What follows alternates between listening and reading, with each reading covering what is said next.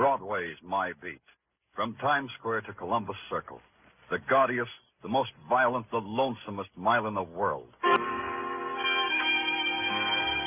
Broadway, where a pale and hungry girl walks like a queen because Broadway's a dream street. Where a fat man stands with begging eyes because he knows his dreams will never come true. It's a cry or a laugh, but nothing in between. Either way, it's my beat. On special detail, there are no special hours. Dawn was at the window of my office at police headquarters when I scribbled my last report. An out-of-town school teacher was trying to beat the heat by using Columbus Circle for a burlesque runway. I buried that one behind a convenient fan, bid the boys a fond bonjour, and started home out the side entrance. I didn't make it. All I saw of sunrise was in an alley, the alley reserved for police ambulances coming home to the morgue. A voice stopped me and invited me in. Danny, come here. The man who stood silhouetted in the slice of light was a man who called himself Kaypeck, the freelance photographer who hung around headquarters. You never knew he was there, but he always was. The quality of dawn, Danny. Who can hold it? Who can imprison it? It is the eternal enigma for a photographer. Why don't you go home then, Kaypeck? What keeps you here? That ambulance, perhaps. Huh? You see, creative men like me have a devotion. It is always the same. Perfection. Everything neat and perfection. Oh, so that's what it is. Watch that stretcher, Joe. Yeah, okay. Hiya, Danny. Hi, what do you got, boys? Suicide. Guy jumped in front of an 8th Avenue subway. I didn't know anything about it. Well, not your department, Danny. See you later. See what I mean, Danny? Neat and perfection. The man they're bringing in, for instance. What's neat about him? That was Jimmy Dorn, a Cinderella man who only the other day won $17,000 on the Irish sweepstakes. What? You must have read about him, how no newspaper, no newsreel could get a picture of him. Yeah, I remember. He was shy. I liked him for that. But I have a picture of him. Oh? Dead or alive? Alive, of course. Dead is for any hack with a brownie. Got it with you? Mind if I see it? No harm. I've already sold it to the news. Here, look at it, Danny. Note the delicate play of light and shadow, the exquisite... This guy looks happy. I never seen anybody look that happy. Because Kaypeck took it at the moment of Jimmy Dorn's greatest joy, the supreme ecstasy of winning $17,000. Yeah, to each his own. How did you get it when no one else could? The famous Kaypeck pact. It cost me $50 to arrange it. But the news paid me twice that. That much, huh? When Mr. Dorn committed suicide, it raised the price. You see, in the newspaper game, one must know. Excuse me, Kaypeck.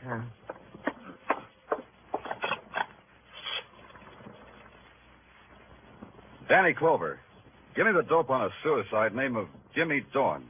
Yeah, I know it's not my department. I'm nosy. Yeah. Lily Dorn, 3rd Avenue. Okay, that's enough. You have the look, Danny. You smell something, maybe? Yeah, maybe. Be with you in a second, Kaypeck. Hello, Benny? Danny Clover. That Jimmy Dorn suicide. Tell the chief I'm going to look into it. Yeah, Benny, I know, but it bothers me. Sure, I'll grab some sleep on the subway. I asked you, Danny, you smell something, maybe? Why should a guy let a subway train make his wife a widow with $17,000 orphan dollars? Why should all that sudden dough make him want to commit suicide? Is it such a secret why men destroy themselves? Yeah, to me. It's not neat, Kaypeck. It just ain't neat.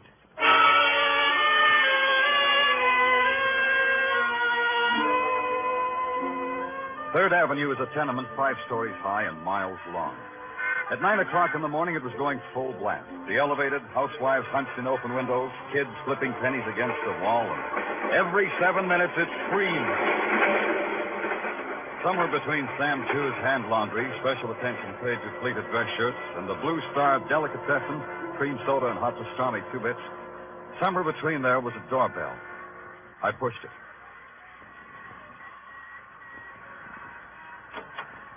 Yeah? What do you want? My name's Danny Clover. I want to see Mrs. Dorn. Suddenly, everybody wants to see Mrs. Dorn. Suddenly, I'm a popular lady. Suddenly, I'm from the police, Mrs. Dorn. You guys don't quit, do you? All right. Come on in. You want to know how it is to win $17,000? Is that what you want to know? Look, Mrs. Dorn, I'm sorry about your husband. Oh, sure. You can feel any way you like. Tell me about your husband. Jimmy? Yeah. I'll tell you about him. Jimmy didn't like people. He got afraid of them once, and he never got over it. Why? You know, I don't know. He was always running, and I ran with him. I was his wife, Mr. Clover. I didn't need to know any more than that. But maybe you understood why he refused to see any reporters when he won all that money. Listen, my husband was a frightened little man who won a sweepstakes. It bought him an obituary. Well, that doesn't tell me much. This room tells me more. This rat hole. This room says that, doesn't it? Rat hole. I didn't say that, Mrs. Dorn. I'm talking about that circus poster on the wall. Patsy Mack presents the 3 whirling tornadoes. Was your husband a whirling tornado? You can go now, policeman. You said your questions. Now go. Brody, please. Why didn't you stay in that room? They can't do anything more to us now. Come right on in, mister. Who are you? I'm a clever boy. I don't win sweepstakes, but I stay alive. Yeah, real clever. Now, what about this circus poster? It covers the cracks in the plaster. 3 whirling tornadoes. 3 men riding motorcycles in a barrel. Mrs. Dorn, for a frightened man, your husband made a dangerous dollar. Look, I told you all I know. Maybe you ought to get out of here. Why should a poster come between us, Mrs. Dorn? We were getting along fine. You heard the lady, copper. She's saying she's finished talking. That's right, Mrs. Dorn? Yeah. What did you say? I said that's right.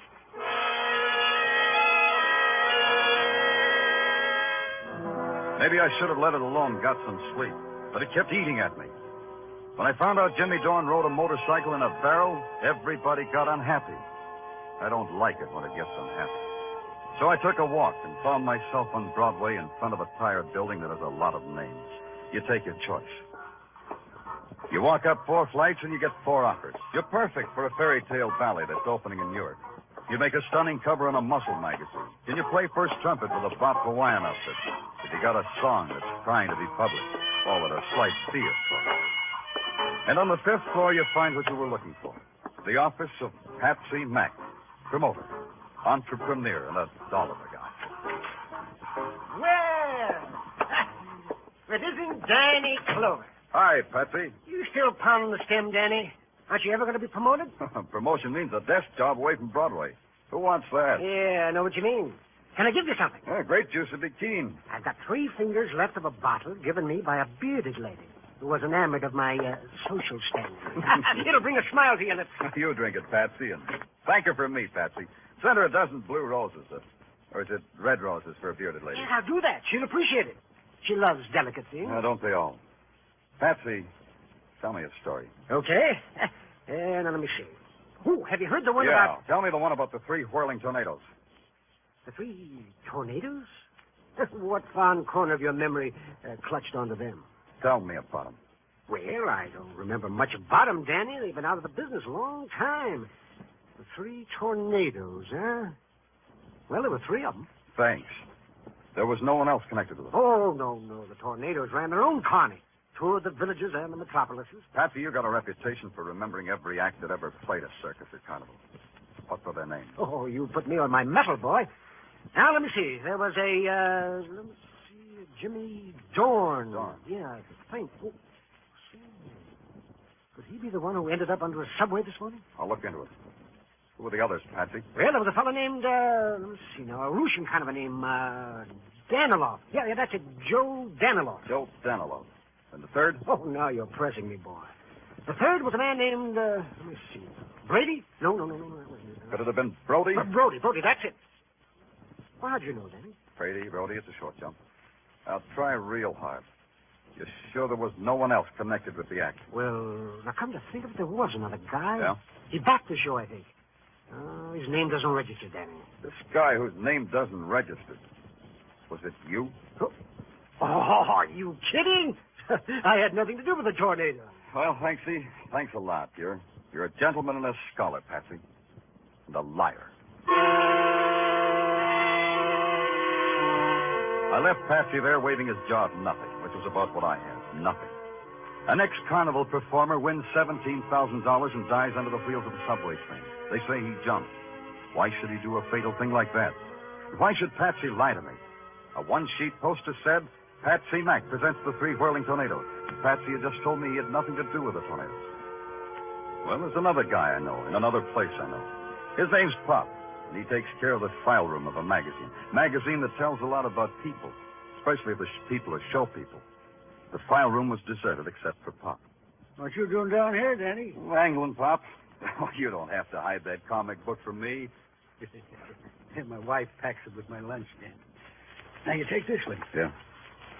Sandra, the Jungle Queen. Ain't she a honey? Makes a man with me. Yeah, she's keen. What are you holding on a guy named Joe Danilov, Pop? Take a second to find out. How was that name again? Danilov, Pop. D for doll, A for avenue, N for... Avenue N? Yeah, avenue N, Pop. Yeah, got it. Only, you didn't spell it right, Denny. You didn't let me finish. Didn't need to. Here's the file on Joe Daniloff, all right. Only it's D for dead. Let me see that.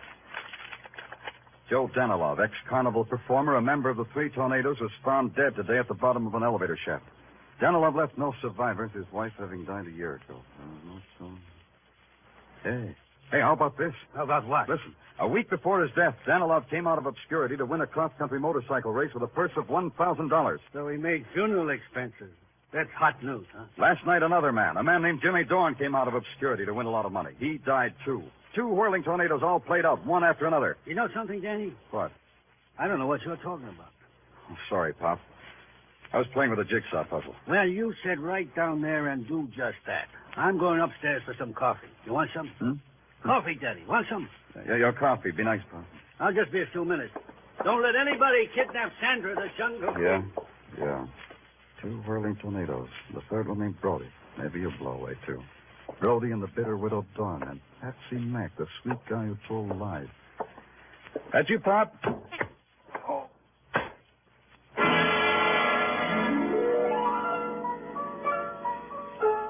I never knew what it was that slugged me on the back of my head.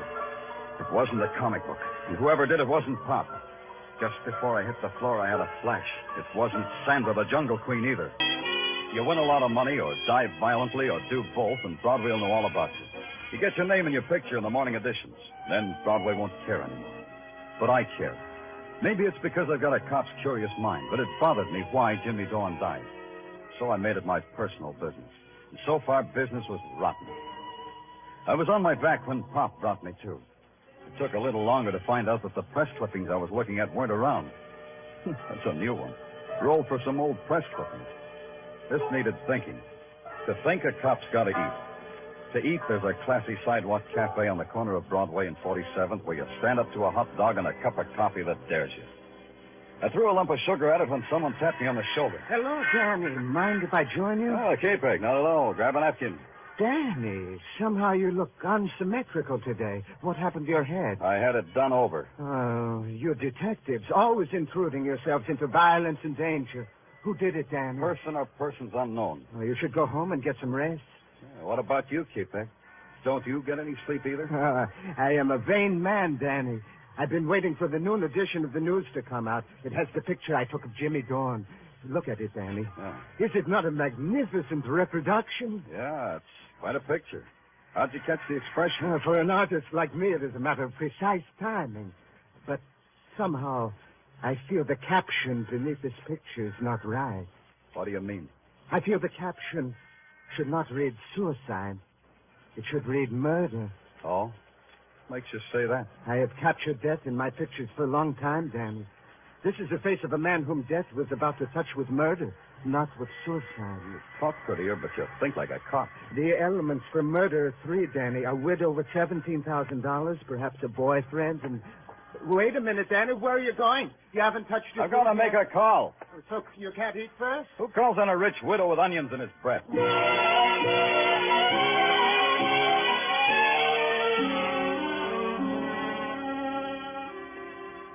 Hey, you up there. You at the window. Who, me? Yeah, you. Oh, hello. Hello. Mrs. Dorn, isn't she home? You want somebody, mister? Mrs. Dorn, I've been ringing your bell. Where is she? Oh. You know where Mrs. Dorn went? There's no light downstairs.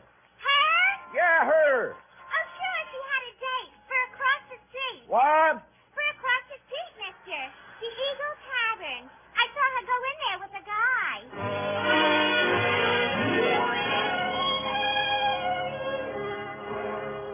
The Eagle Tavern took up 40 front feet of sidewalk, and its insides were designed to take up thousands of man-hours of loneliness. Right now, there were only 3 lonely people: the bartender, Mrs. Dorn, and Brody. Mrs. Dorn and Brody were standing at the end of the bar trying real hard. I hated to do it, but I decided to ruin their evening for them. You don't know when to quit, do you, Clover? Why do you keep coming around? Like I was saying, Mrs. Dorn. What are you drinking, Mac? Nothing at all. Yeah, you can nurse that a long time. Mr. Clover, look. Please, we don't want any trouble. We got all the It's this way, Mrs. Dorn. A long time ago, a man named Joe Danilov fell down an elevator shaft and was killed. Seems like he was nobody until he won a motorcycle race. Then he got his name in the papers. Then he died. What does that do to you? What should it do to her? I'll try a refresher. Joe Danilov was a whirling tornado. He belonged in your husband's act, Mrs. Dorn. Try to react on that. I don't know what you're talking about. You got your reaction, Clover. Now blow. Mrs. Dorn, you know your husband just might have been murdered. No. Try it, Mrs. Dorn. Consider it. You've got no manners at all. All you've got is a loose mouth. Wait a minute, Brody.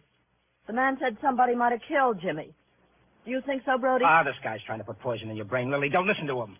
You think I shouldn't, huh? Why should you listen to you, Brody? Go read a book, copper. Go read a book and find out why I should hang around a woman who's married to my best friend, Jimmy Dorn. Maybe you're waiting for him to die. He did, didn't he? Yeah. I never thought of it before.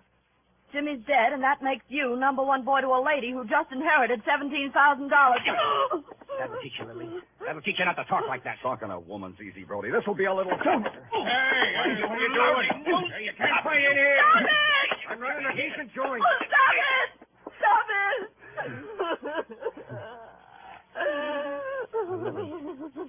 Lily, I'm sorry. Don't cry, Lily. Please don't. Talk to him, Brody. Tell him what he wants to know. Tell him what you never told me. What happened back there 10 years ago?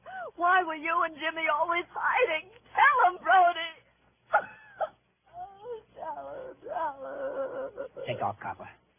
You've done your bit. Take off and feel filthy about the whole thing. Sure, only you fascinate me, Brody. If you didn't shove Jimmy Dorn in front of a subway train, what keeps you alive? First Joe Danilov, then Jimmy. There's hardly a breeze left of the 3 whirling tornadoes. What's keeping you alive, Brody?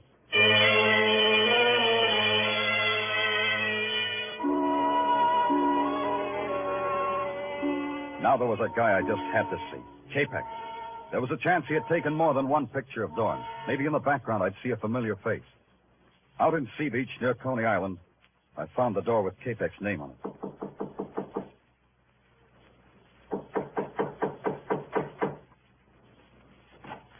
Oh, it's you, Danny. Come in. I didn't want to disturb you, Kaypeck, but I just wondered if you took any more pictures of Dorn besides the one that ran in the news. Oh, I am not like other photographers, Danny, who take dozens of pictures to get one good one. I take only one, and it is always perfection. So the one in the news is the only one. Yes. It is important that there should be other ones? It might have been. Well, it's quite a gallery you have on the wall. Yes. Come look, Danny, come look. This one, Danny. This girl who looks like a tired angel on a lonesome street. Yeah, nice. And look, and this one, a derelict asleep in the gutter. It has the texture and the lighting of a Rembrandt, no? Now, Kaypeck, a man of your talent could live in a penthouse with dancing. Why do you live here? I get some of my best results here. Yeah, everybody gets some. Hey, you must have got there fast for this picture. Oh, that one, yes.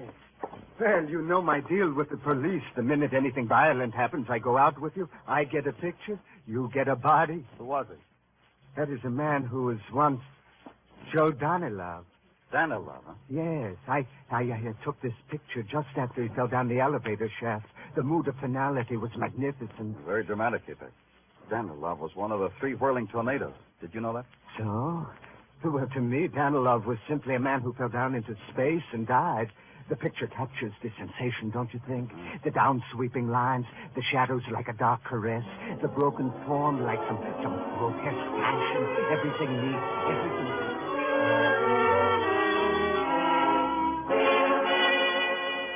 I don't think Kaypeck even saw me open the door and leave.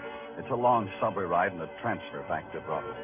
Coming up from an underground of naked concrete into the blare of 49th Street, well, there's a magic to it. I didn't have time to enjoy it. I had a job to do and a chance to take.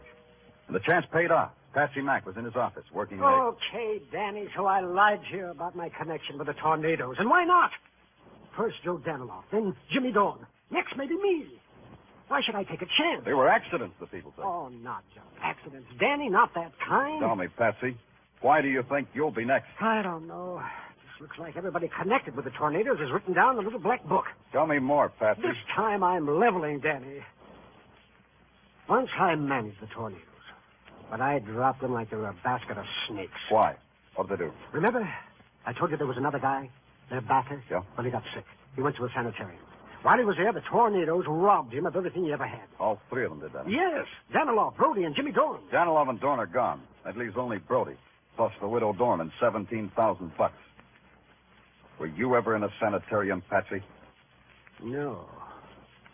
But they might put me away for slugging a cop. Oh, what do you want me to do, Danny? Cross my heart and hope to die? Nothing easier than that. Use your phone for me. Anything for a friend, Danny. But you are my friend, aren't you, Danny? Call Billboard for me. Oh, what? Personal ad, Patsy. A personal ad on the front page where a guy in the show business will be sure to see it. You phrase it. Phrase what? Just this. Anyone connected with the act, the whirling tornadoes, meet at the entrance to Crescent Midway on Coney Island tomorrow night at 11. Have information to wind up affairs of the tornadoes. Phone that in, Patsy. Because you say so, friend? Because the police say so. And Patsy, Yeah? sign your name to it.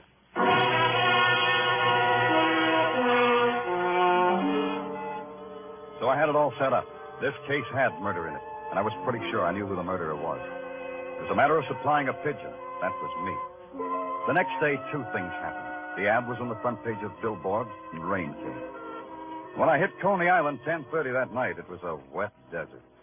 Neon reflections and stragglers and empty rides.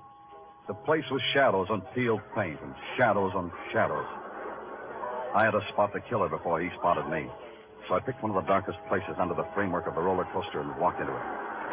I really want you to. Danny, there's such a night you picked to enjoy Coney Island.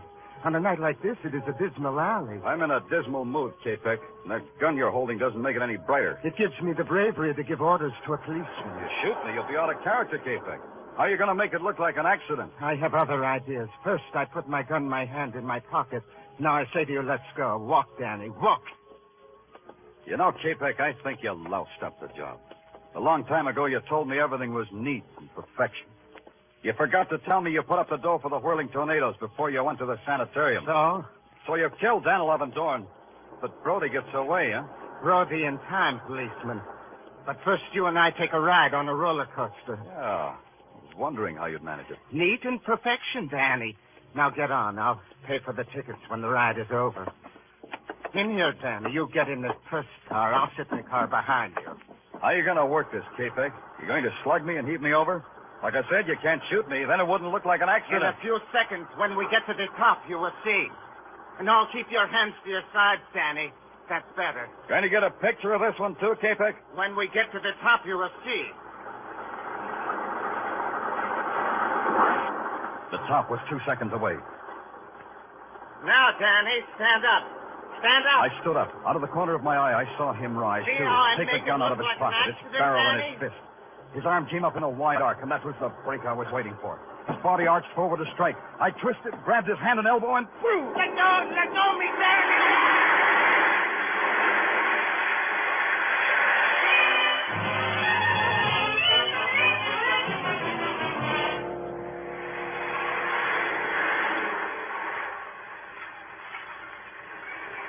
How long can a roller coaster ride last? Long enough. Long enough to piece together the jagged edges of some frightened lives. Daniloff and Dorn murdered. Murdered because they'd crossed a twisted man named Kaypeck. Brody and Patsy Mack hugging the shadows because they were afraid of Kaypeck's revenge. And Lily Dorn with a handful of dust and dollars. You pay for the ride here, mister. Hey, you didn't take that ride all by yourself. Yeah.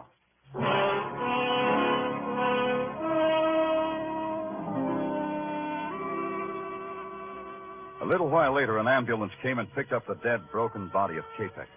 They took a picture of him, too. I caught a ride back to Broadway in a prowl car. It stretches out in front of you, this street called Broadway, like a midway to some cruel and fantastic circus. And you're the performer. You can walk the high wire or play it safe in a cage. Me? I guess my dodge is the wire. The gaudiest, the most violent, the lonesomest mile in the world. Broadway. My beat. Broadway's My Beat, with Larry Thor as Detective Danny Clover, is produced and directed by Gordon T. Hughes, with script by Morton Fine and David Friedkin. Musical direction is by Lud Bluffkin. Be sure to join us again next week, same time, same station, for Broadway's My Beat.